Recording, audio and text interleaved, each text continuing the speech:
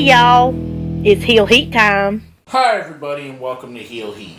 My name is George Coles and on this episode we're going to review Survivor Series from 2018. Now first off, we're going to preface this with a couple things. I missed the pre-show because I forgot that it was coming on at 6, so I didn't see the tag team elimination match. So unfortunately I'm not going to review that because I wasn't able to watch it. I tried to find it on the network to go back and watch it, but it's not up yet, so I apologize if you were looking for a review on that. Second, if this is your first time watching one of my reviews, I do a 1 to 5 scale, 1 being the worst, 5 being the best. So with that being said, let's get this started. Let's jump right in. First match of the night, we have the Raw women versus the SmackDown women. We have Mickie James, Nia Jax, Tamina Snuka, Bayley, and Sasha Banks versus Naomi, Carmella, Sonya Deville, Mandy Rose, and Asuka. Now, we did have initially on the Raw team Natalie Neidhart and Ruby Riott, but they got in a fight during the pre-show, so they were replaced by Bayley and Sasha. Now, I'm not going to break down every single elimination, just give a kind of general thing. If I broke down every elimination, we'd have a 3-hour video just talking about it. I thought this is a good way to start the show with some of the interesting things coming out of it. Nia Jax has nuclear heat right now. They're playing up the fact that she injured Becky, which I guess I get it. It's been done before in wrestling. When Chris Benoit accidentally broke Sabu's neck, that's when he became the Crippler. Ox Baker famously killed a person in the ring with the heart punch, so he played that up for the rest of his career. It's kind of a weird thing to tread with when you use something like that, when you bring that much reality into it, but I guess that's the way they wanted to go. To me, the two things that really stood out, other than Nia having the crazy amounts of heat, Mandy Rose had, basically this was her coming out party. This was her saying, hey, I could be a big star too. And she shined in this match. And I don't know if it was made to look that way, but she kind of did what Asuka did last year, where Asuka took the 5-on-5 match and took it by storm. Mandy Rose did it this year, and she was basically the MVP of the match. We see it came down to Nia Jax picking up the win for Team Raw. I'm giving this match a 3. I thought it was good. I thought it was a good way to start off the main show. I liked it. I don't think Nia maybe should have won. With what has happened to fans, is she getting the right type of heat, is the question. Is she getting the heat where the fans hate her and want to see her get beat? Or is she getting the kind of heat where the fans hate her and want to change the channel? I don't know yet. We haven't seen this flesh out since what happened with her and Becky. But either way, I thought the match was good. I probably would have used it to put someone like Mandy Rose. I would have either had her win or Sonya Deville. I might have used this as a way to build up somebody as a contender instead of having someone that we already know has a women's championship match win it. But that's just me. I don't book WWE, so there's that. Next up, we have the Raw Intercontinental Champion Seth Rollins versus SmackDown's United States Champion Shinsuke Nakamura. And to me, the thing that I didn't like about this is everybody on the nights, either on Raw or SmackDown, had to wear some form of a Raw or SmackDown t-shirt. Some of them, like we'll talk about later, wore it a little bit differently, cut it, and made it fit in with their gear. Others just straight up wore a t-shirt. Seth had half and half his regular Kingslayer shirt and half a Raw shirt. Nakamura had a new blue outfit that looks like he was wearing a wetsuit shirt under it and wearing a blue SmackDown. Now, it's going to sound weird, but this may be the only time we get to see Rollins versus Nakamura, and we have him in these goofy t-shirts. And I understand them wearing it to the ring, wearing their brand to the ring, but everybody that's watching Survivor Series knows who represents what brand. Once they get in the ring, they can take the t-shirts off. Or, if you don't think that the fans are smart enough to know who represents what, just have the announce team reiterate it during the match, which they did anyway. So, to me, it was kind of overkill. It was, nobody's buying those t-shirts. Nobody's buying the Raw shirts. Nobody's buying the SmackDown shirts. No wrestling fan, even if you have a favorite show of the two, no one's picking sides and going, I have to have the Raw shirt because I support the Raw brand.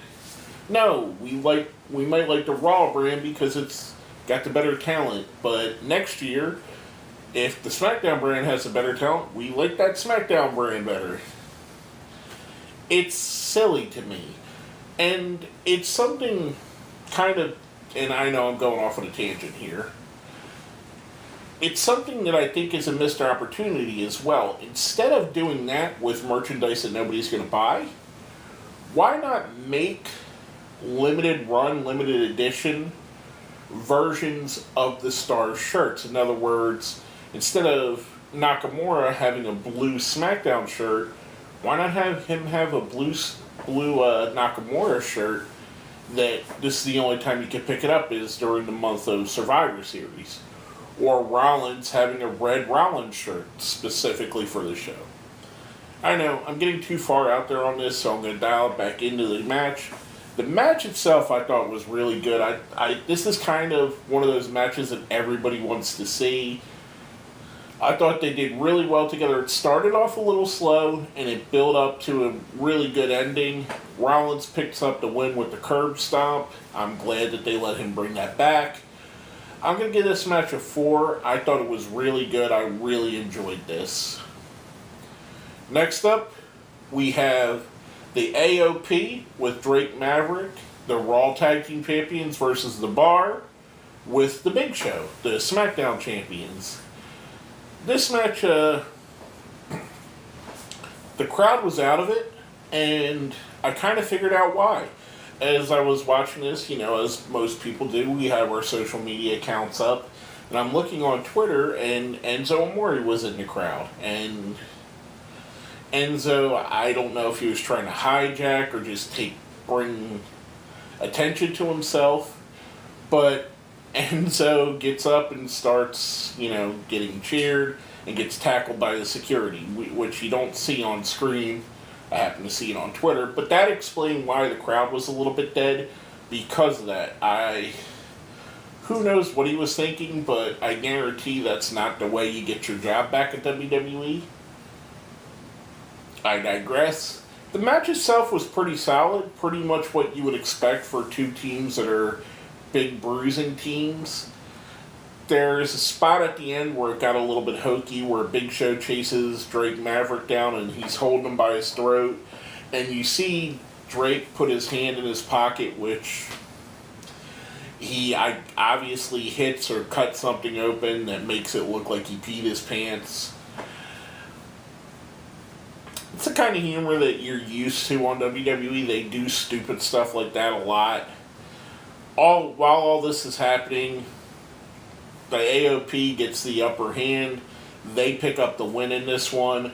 Raw is up 2-0, which, by the way, I'm not the only one that missed the pre-show because SmackDown won on the pre-show, but during the show, the only person that acknowledged that was Corey Graves. Even their little graphics did not acknowledge the pre-show win. So I guess it doesn't count.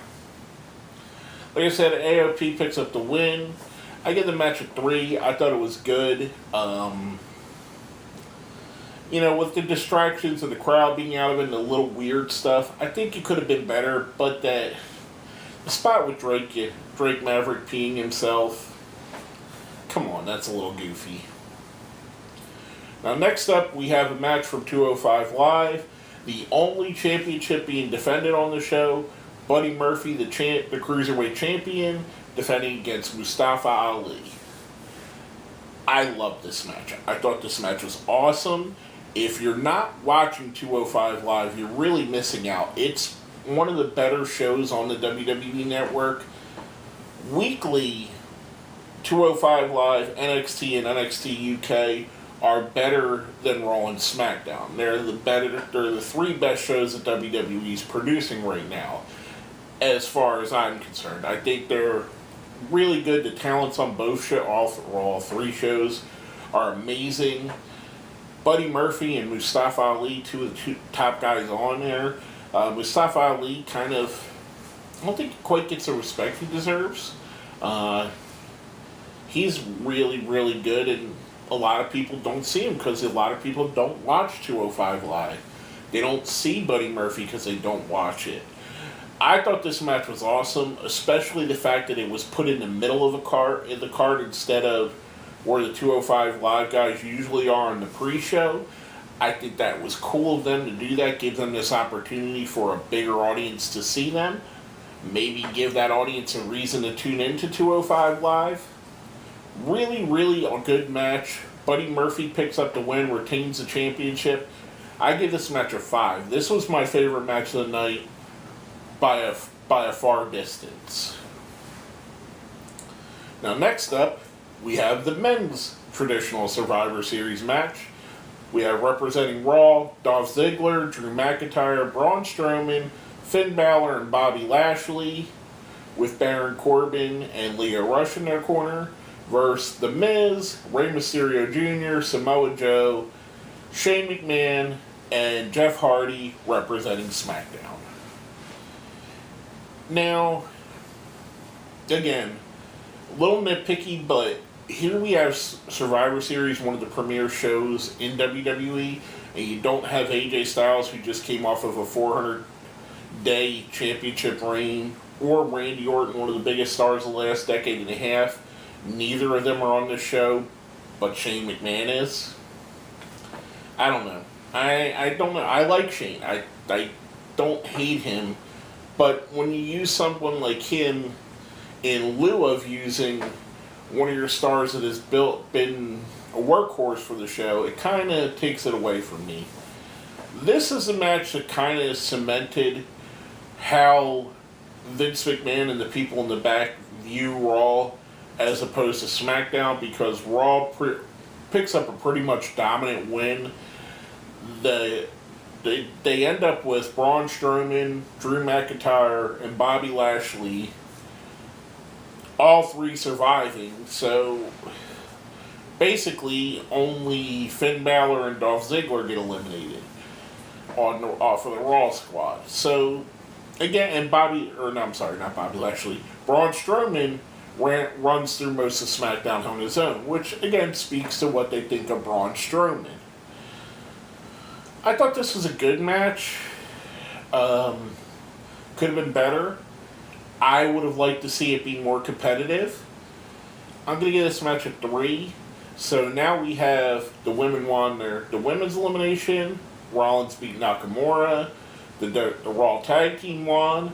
And the Raw Men's elimination, Raw won. So 4 out of the 6 matches on the show that had SmackDown versus Raw, Raw's already won, which is a constant theme going forward. Next up, we have the WWE Raw Women's Champion, Ronda Rousey, versus the WWE SmackDown Women's Champion, Charlotte Flair. I actually think this match had a lot of potential and it was going on really well. I really enjoyed what they were doing with this. Unfortunately, for who knows what reason, Charlotte Flair decides that she wants to attack Ronda Rousey with a kendo stick and a chair, and destroys a kendo stick, has another one. Legitimately, he's hitting her hard because Ronda's all bruised and cut up. I'm pretty sure I know why they did this way. Charlotte had to be slotted into this match. I'm pretty sure, and you can mark it here, Ronda Rousey versus Charlotte Flair is going to be the main event of the next WrestleMania. It will be. Come back to this video after WrestleMania and you can call me a prophet, but it's so obvious that that's what they're doing. The fact that they had to have him meet here, I think they could have chose someone like maybe put Asuka versus Ronda here, had Becky choose Asuka, but storyline wise she would choose Charlotte because Charlotte's her toughest opponent. So they were kind of stuck in a rock and a hard place, and to get their way out of it, not having Ronda or Charlotte have a clean win over the other, you have Ronda pick up the DQ win. You can still leave that WrestleMania match because the fans are going to want to see a clean finish on it. And I'm pretty sure that's why this was the way it was. Although it took away from the match that they showed tonight. I'm going to give this match a 3. It was enjoyable, but it feels like I only got half of the story. Now, last but not least, we have the Universal Champion Brock Lesnar versus the WWE Champion Daniel Bryan. And for the first half of this match, it looked like Brock Lesnar was just going to destroy Daniel Bryan and win in a 2-3 minute squash. Bryan gets some offense in and makes it a competitive match. I actually thought they did a really good job with the bigger guy versus smaller guy dichotomy. Daniel Bryan did take a beating, but through him using a low blow, through him strategically kicking Brock Lesnar in the knee a bunch of times, he kind of swung it where you could believe that he could win this match. And there were several moments, especially the couple times he kneed Brock Lesnar in the face, that the crowd was ready to get excited and jump up and scream because they thought he did win. I thought this was a better match than it should have been. I think this easily could have been a train wreck. Brock did pick up the win, which I expected. I'm pretty sure, much like I said with Charlotte, the only reason that AJ Styles wasn't in this match was they didn't want to have him lose to Brock Lesnar 2 years in a row at Survivor Series. So I kind of expected Brock to win here. And if you look at it, all of the 6 matches on the main card where Raw was wrestling SmackDown, Raw won all 6. And that's going to tell you volumes about what the WWE thinks of each show, what they think of Raw and what they think of SmackDown. Now, they may be doing this for a storyline to do a shake-up or to change out the management of SmackDown. Who knows? We'll have to see how that plays out. At this point, it just looks like, hey, Raw's our main show. We don't care how it looks. Our stars are all on Raw. SmackDown is the B show. That's what it came across to as me. Without context going forward, that's how I see it. And I thought this was a good match. Brock and Daniel Bryan, I give that match a 4. That being said, let's go into our overall ratings for the show. Now, I mentioned when I did my takeover review that I didn't think this show would be able to hold a candle to it. It actually came pretty close. The show was actually better than I had expected. I'm a fan of the traditional Survivor Series matches. I think they're a good way to make new stars or to solidify older stars. I like the fact that a 205 Live match was highlighted on here. I like that we got some of the first-time dream matches, Bryan versus Lesnar, Rousey versus Flair, Rollins versus Nakamura. I like that we had all that. That was good stuff on this. However, some of it fell flat. With all that, I'm going to give this show, I'm going to give it I'm going to give it a 4. I thought it was a good show. It could have been better, but like I said, a couple of things were questionable. When you take it in a bubble, And that's how I try to do my ratings, not based off the storylines going from there to another show. If you just took this show in a bubble itself, how enjoyable is it? Now, without context for what's going to happen next, I thought it was enjoyable. I thought, there was some room for improvement, but we did have some good matches. Brock Lesnar, Daniel Bryan was good. Seth Rollins, Shinsuke Nakamura was really good. Buddy Murphy, Mustafa Ali was really good. Ronda Rousey and Charlotte Flair had the beginning of a good match that ended up not being so good. The 2 eliminations were about what I would expect from the elimination matches. So to me, I thought it was rather enjoyable. I thought it was a good, fun show. With all that being said, my name is George Coles, and this has been my review of Survivor Series 2018.